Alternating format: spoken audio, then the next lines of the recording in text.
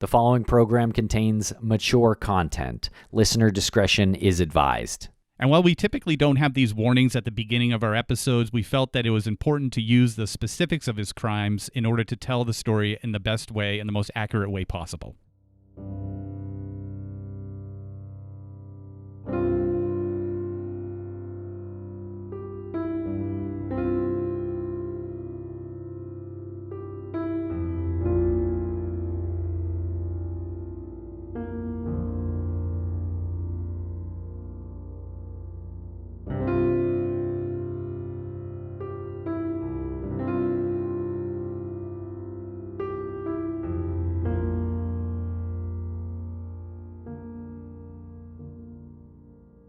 Welcome back to Missing. I am Tim, here today with Lance and Jen. How's it going, you two?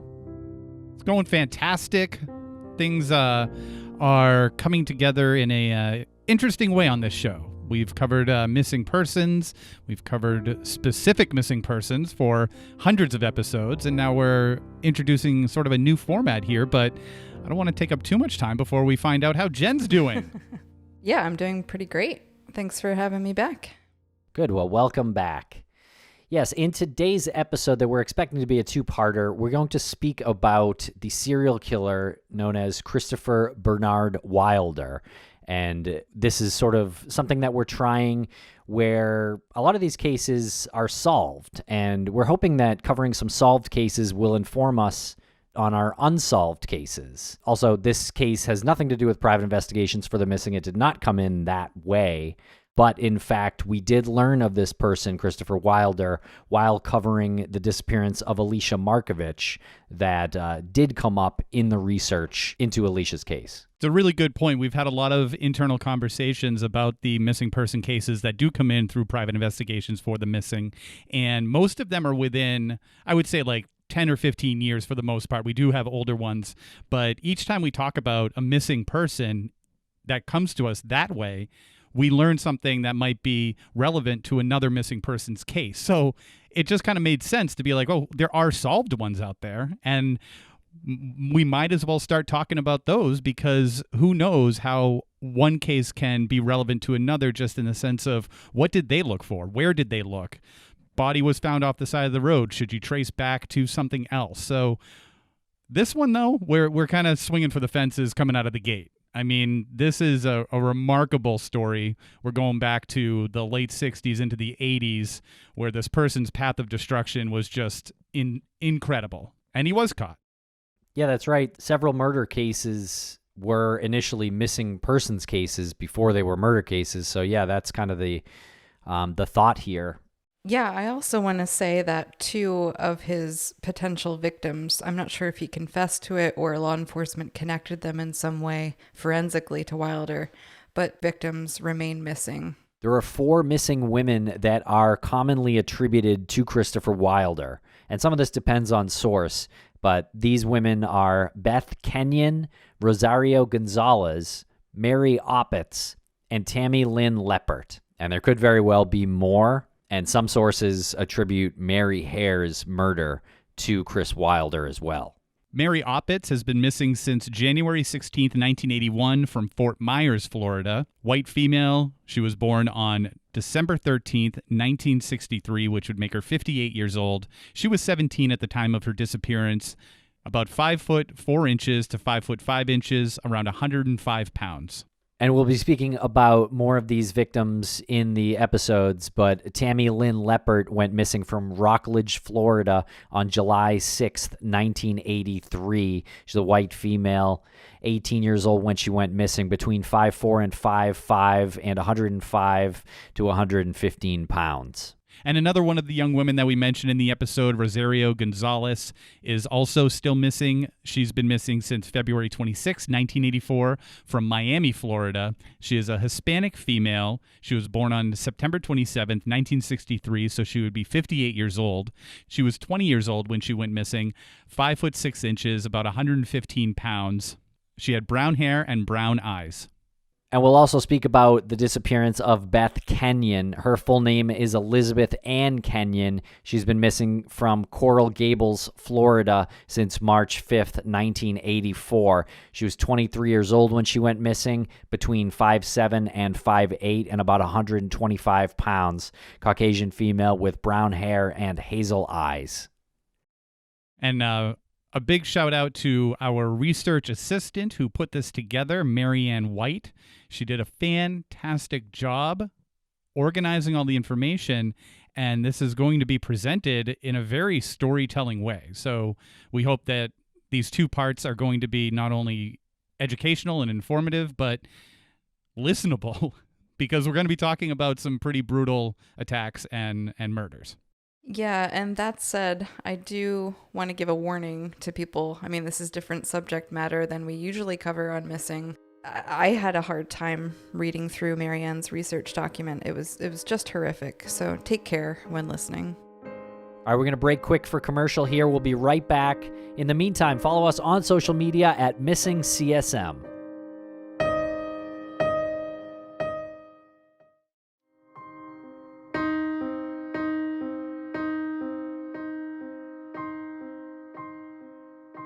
Christopher Wilder was born on March 13th, 1945, in Australia to a U.S. naval serviceman and Australian mother. He has some nicknames, being a serial killer. He was known as the Beauty Queen Killer, the Pretty Girl Killer, and the Snapshot Killer. And during Wilder's reign of terror, he abducted and raped at least 11 young women and girls during a 6-week cross-country crime spree from February 26 to April 13th of 1984.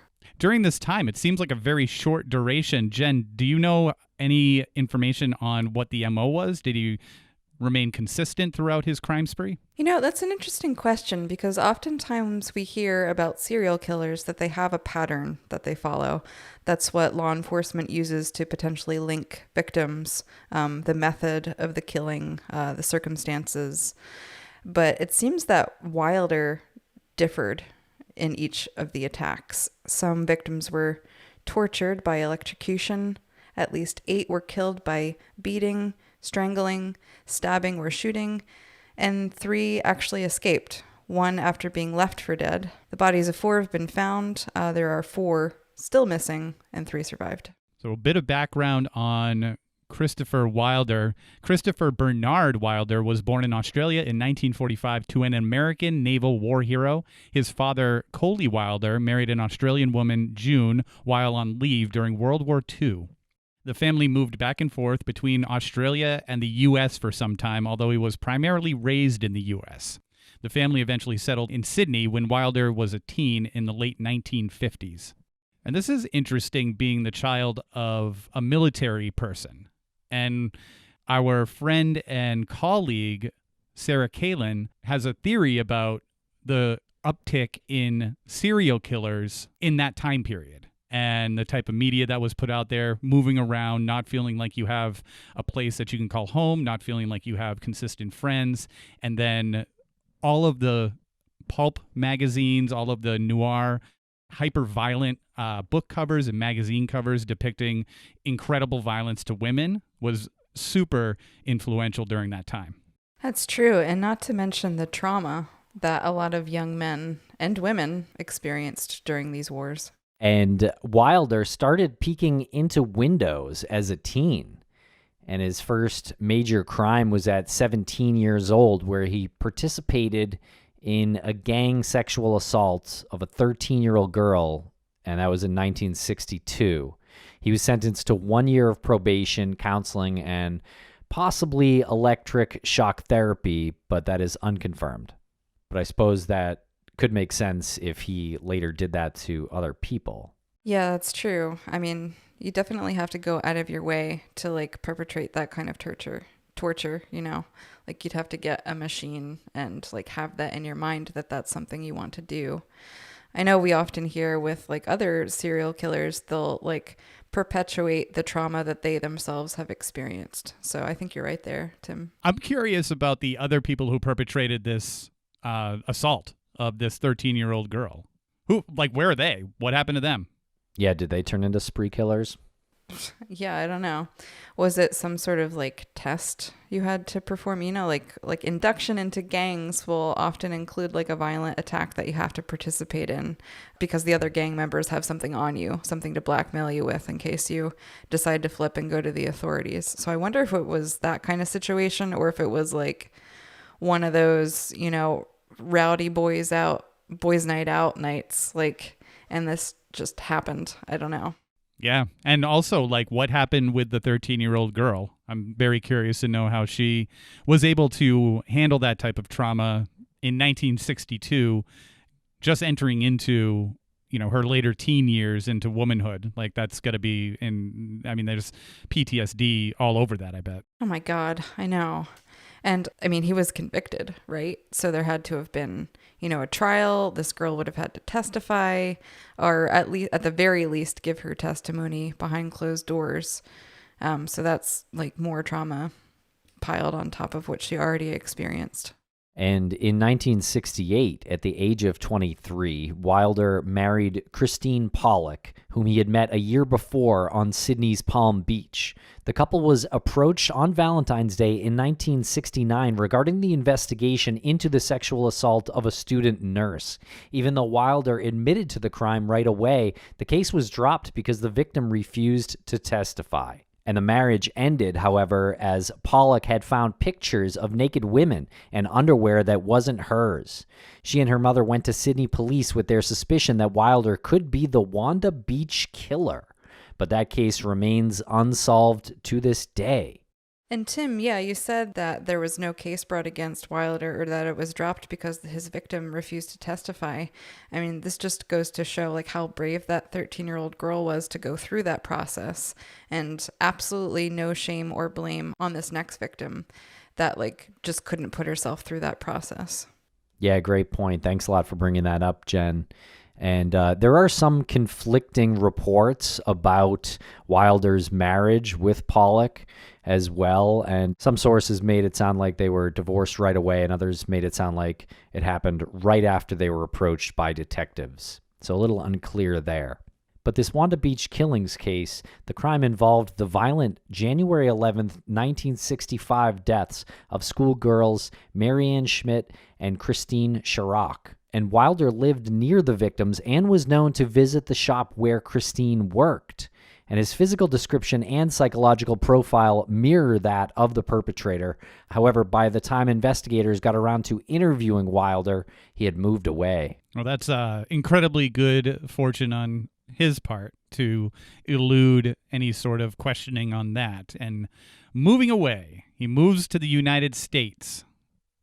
Boynton Beach, Florida, to be exact, in the 1970s, and he starts a construction and electrical contracting business. During this time, he also continued to nurture his interest in photography, meaning the types of photographs that were found previously, nudes and women in their underwear. Remarkably, he makes a fortune in construction and real estate and purchases a Porsche 911, which he raced. Not sure if he raced it on a pro level, but according to our notes here, he did race. He had a speedboat. He had a luxurious bachelor pad. From 1971 to 1975, he faced several charges related to sexual misconduct. It's always remarkable to me that someone who can be so successful in one aspect of their lives can be a complete maniac in another section of their lives. And I just personally speaking, it's hard enough just for me to do a job and pay the bills and, walk the dog, as I can't wrap my head around a completely separate life when you're doing something like this. Yeah, this profile kind of reminds me of the American Psycho movie and book, where this guy is like super buttoned up. He holds down a job. He's very successful, rich even, and then he just like loses his mind. I wonder if the author of that book looked at this case at all. That's actually a good point. Yeah, interesting for sure. And in 1974, Wilder drugged and assaulted a vacationing teen that he had drawn to his truck with the promise of photographing her for a modeling contract, and this later became his telltale MO. And he was convicted, but due to plea bargains and promises of psychiatric care, he never served any time. And Wilder was also accused of forcing a high school student to perform oral sex on him in a house that he was renovating. And he was ultimately acquitted, even though doctors said he was not safe in an unstructured environment and needed supervised treatment. Again, this is like mind-blowing to me that the guy could start a construction and electrical business, be extremely successful at it, and then also perpetrate all of these horrific acts and have a doctor say he wasn't safe in an unstructured environment. It just blows my mind. He needed supervised treatment. Really? That's the part that blows your mind, that he had a successful business? That he was able to maintain both lifestyles.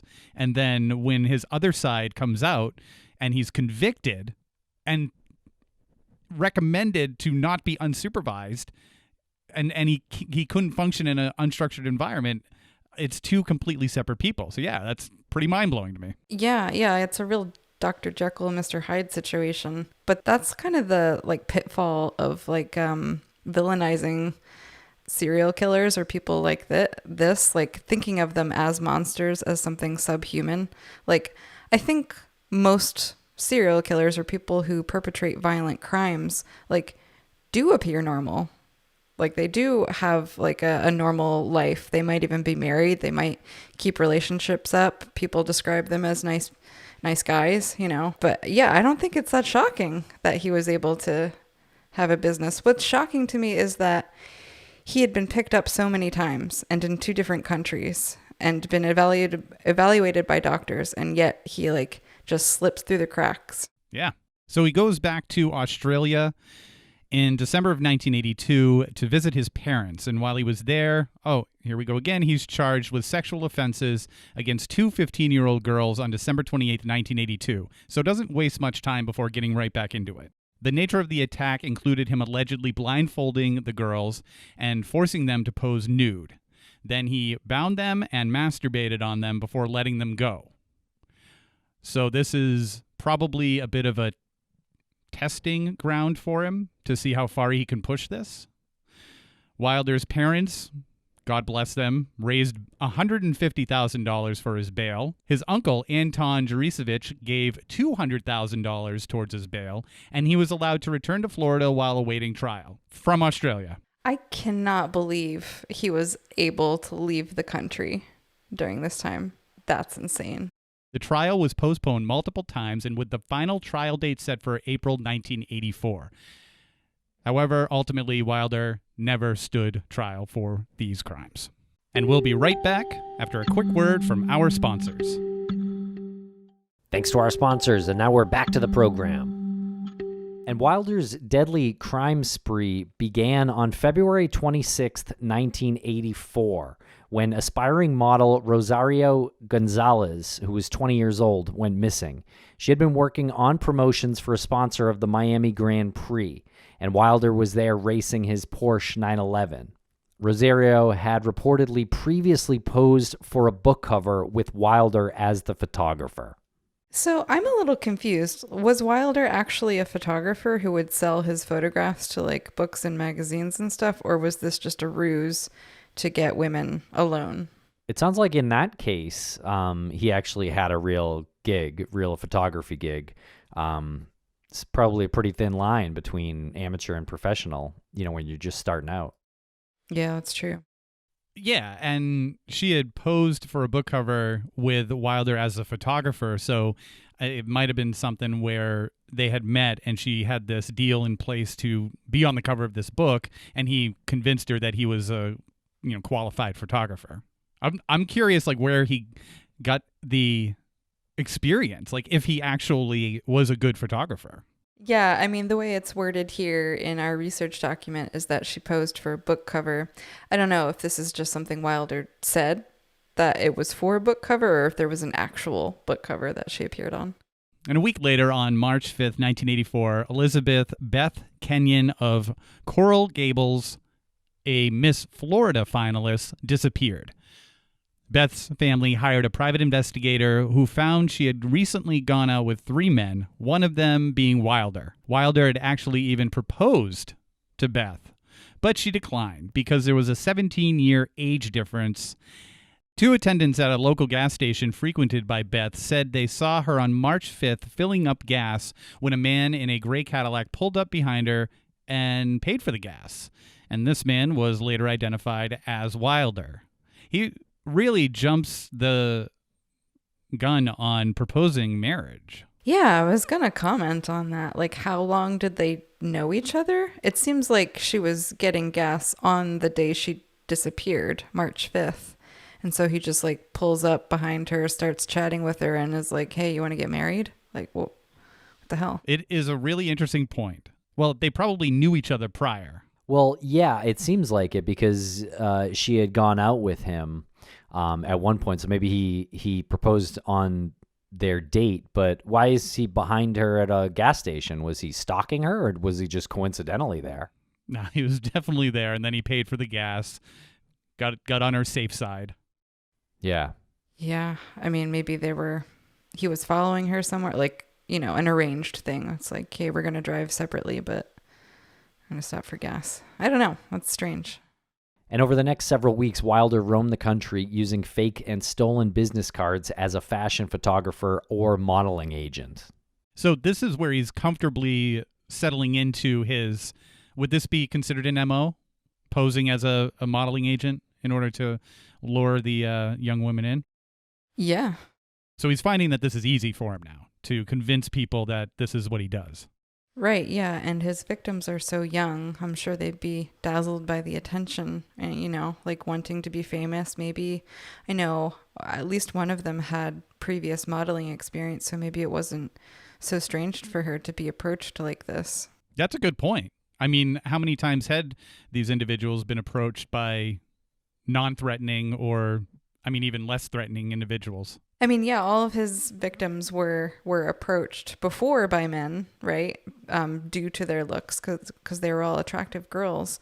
So, I mean, just being a woman in like a modern way and not in the 70s and 80s, like men give you attention all the time. They like catcall you, you know, they ask for your number, they make you uncomfortable in 1,000 different ways. So I'm sure this like barely even registered to them that Wilder would walk up and say like, hey, you're beautiful, would love to take your photograph.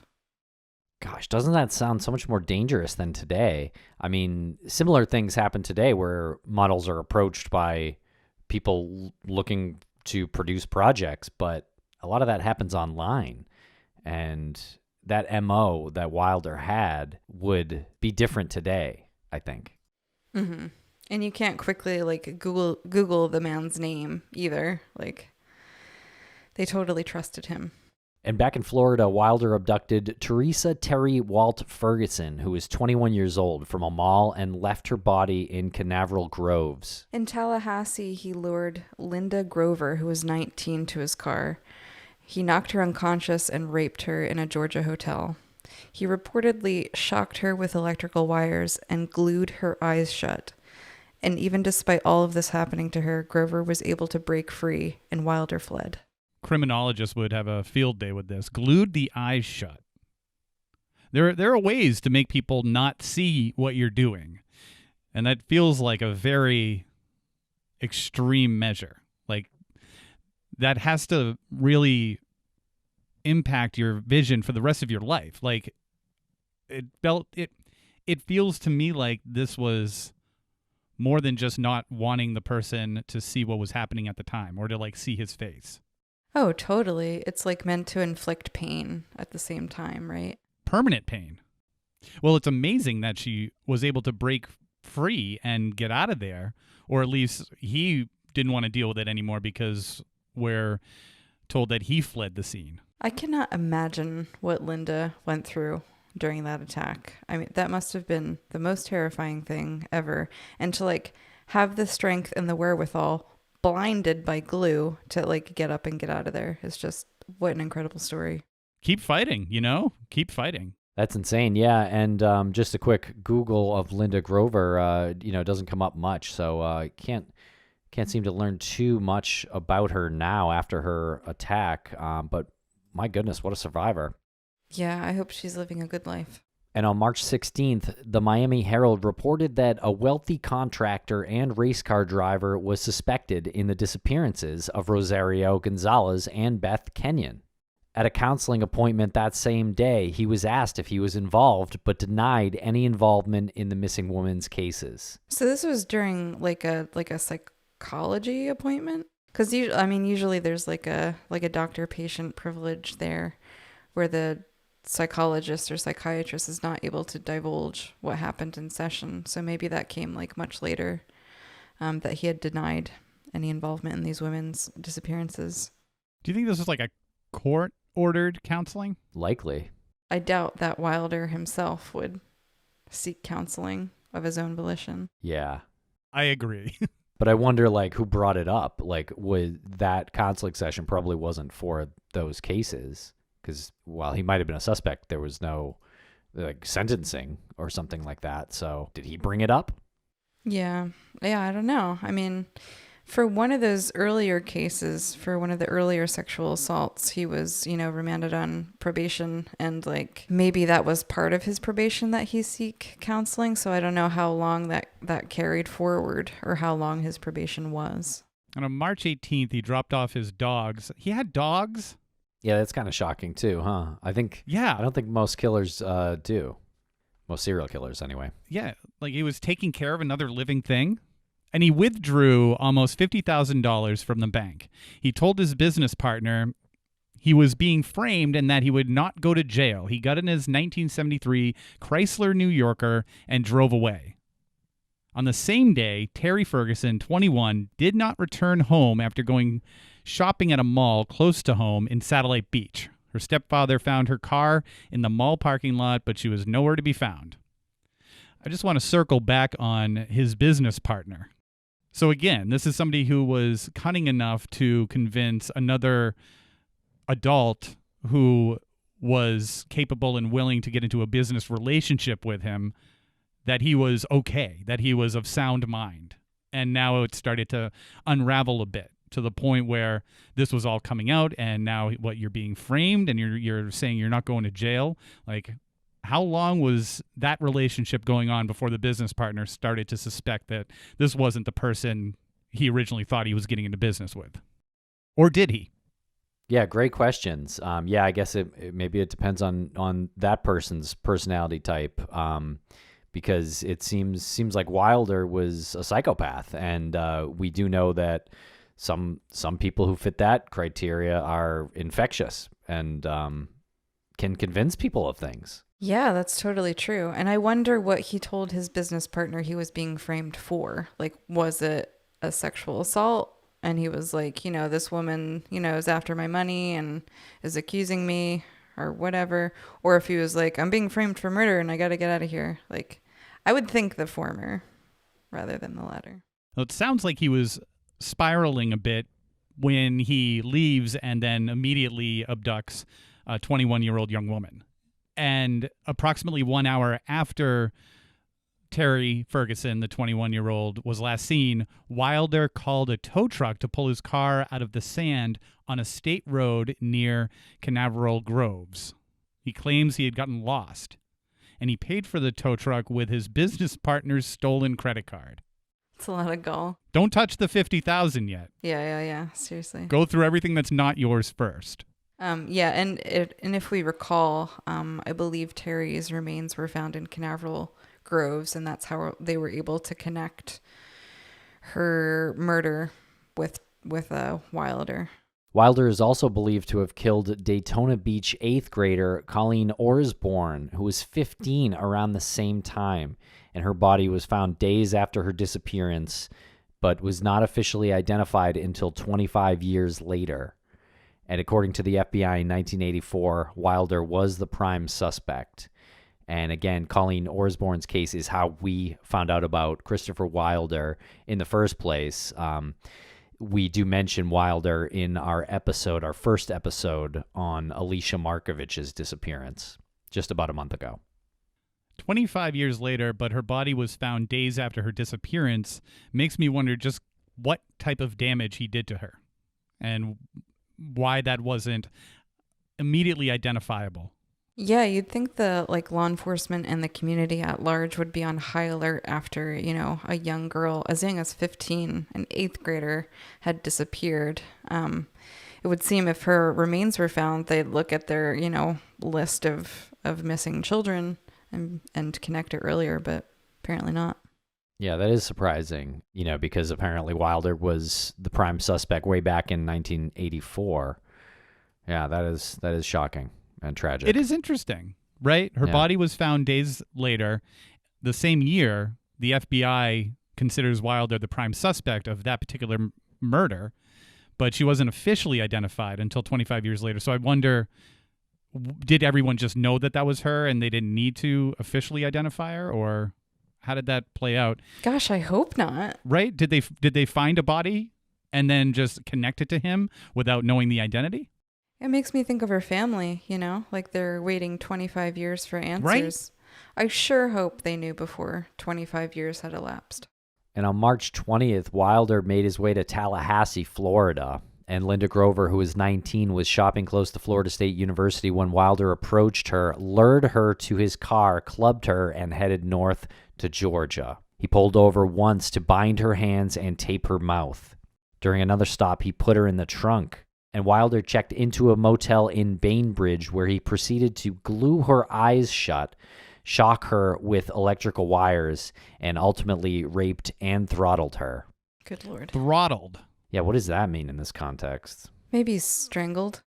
Not to the point of death, obviously. But Linda managed to get away from Wilder. She did this by locking herself in the motel bathroom, where she screamed and banged on the walls. Wilder allegedly panicked, grabbed everything he had, and ran. And after waiting more than half an hour, Linda wrapped herself in a bedsheet. Wilder had taken her clothing, ran to the manager's office, and called the police. My God. Mm-hmm. And after all of this had happened, Linda was also able to remember what car he had kidnapped her in, as well as a detailed description of his appearance, even though he had glued her eyes shut. And Wilder had stupidly used his own Florida driver's license to register at the motel, and an APB was issued immediately. So he's getting a little bit reckless and a little bit sloppy by leaving his driver's license there. And maybe he's not taking into account the amount of violence somebody can put out there when they're being electrocuted. Maybe there's a connection there, that these electrical shocks are actually causing the victims to fight harder. Yeah. Yeah, I mean, I've never had electrical shocks, but I did. I mean, your body has a pretty violent reaction when you have an electrical shock. Maybe that was something that was triggering them to fight harder, as opposed to another type of beating. But she was beaten too. Mm-hmm. Yeah. I accidentally got shocked by a high voltage chicken wire fence many years ago, and it left me completely drained. No, I'm yeah, you jolt and stuff, but it's not you have control of your faculties after the fact. Then that's even more impressive to me, that if you're being shocked repeatedly and you're still fighting back. Yeah, seriously. Oh my gosh, poor Linda. And we'll be right back after a quick word from our sponsors. Thanks to our sponsors, and now we're back to the program. And Wilder was not done. He left Georgia and headed west.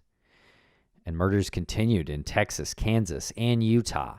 Terry Walden, who is 24 years old, a nurse, a wife, and a mother in Beaumont, Texas, told her husband that an older, bearded man approached her about modeling for him and going to his car to see samples of his work. She refused, but 2 days later, on March 23rd, she vanished, and she had been last seen at the Student Union at approximately 11:30 a.m. Her orange Mercury Cougar was also missing from the parking lot. Well, it was a smart move on her end to refuse this. I think that is pretty much a universal rule, to not go with anybody who's randomly approaching you and telling you that you could be a model and, hey, come to my car to see samples of my work.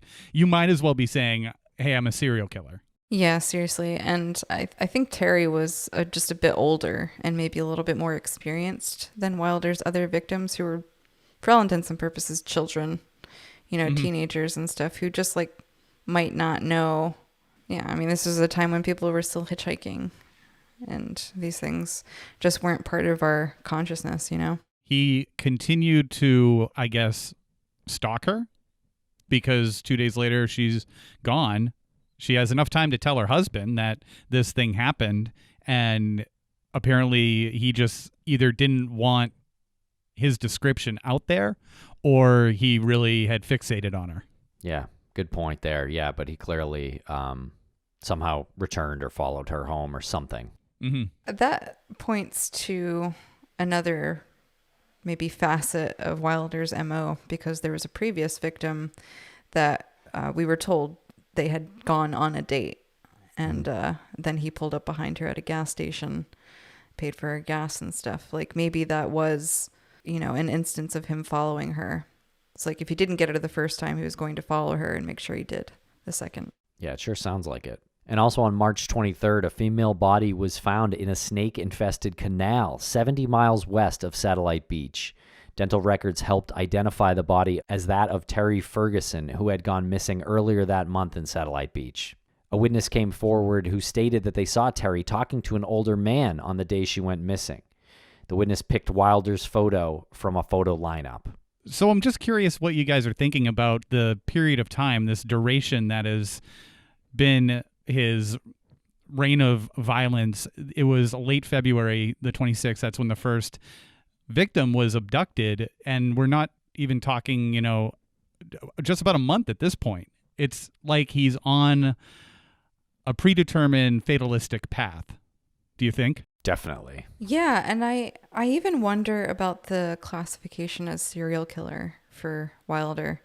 I think in my opinion, he's more of a spree killer, because I think serial killers are known by a period of like a cool down period between victims. And this just seems like he just was not stopping. Like, whether it was psychosis or he just decided to like not limit himself. It's not like he's meticulously planning these abductions and murders and stuff. It's just like whoever happens by, whoever strikes his fancy, he just, takes out. I agree to a certain extent, but he's definitely got a similar MO that he's still following. And if the young girls, Maryann Schmidt and Christine Chirac, are also his victims, then there would have been a little bit of a cool down period. Yeah, it's true. I don't even know if it matters either, like what we call him. Yeah, asshole. Exactly. I don't think it matters either what we call him, but I think I was incorrect in saying that he was getting sloppy when he provided his ID when he rented that motel room. It could be that he just didn't care, and he knew that this was going to end badly, so he might as well escalate and do as much damage during as much time as he thought he had left before he was caught. Which I think is important if you're looking at other circumstances of other missing persons. If there's these sloppy indications that somebody might be on a path towards absolute destruction for the person that they've kidnapped and themselves, there have to be some markers that would identify that along the way. Yeah, I think it definitely seems like he didn't care at all. He thought eventually people, law enforcement would catch up with him. There's no care at all taken in like cleaning up after himself or really hiding the victims' bodies. And then like his last victim in Florida, well, third to last victim in Florida, he had taken her car, her Cougar, and he was driving that around. He's driving the vehicle of a missing person, which is just, a huge red flag if a savvy police officer were to run those plates. Yeah, I agree that he seems like he knows he's on a path to destruction that's definitely going to end with his death. I wonder how long this would have gone on and if it didn't end the way it ended. And we'll get to that conclusion soon, but would he just keep going and going? Yeah. I mean... Absolutely. Yeah. Yeah. This guy's nothing about unstoppable. this says that he was going to stop.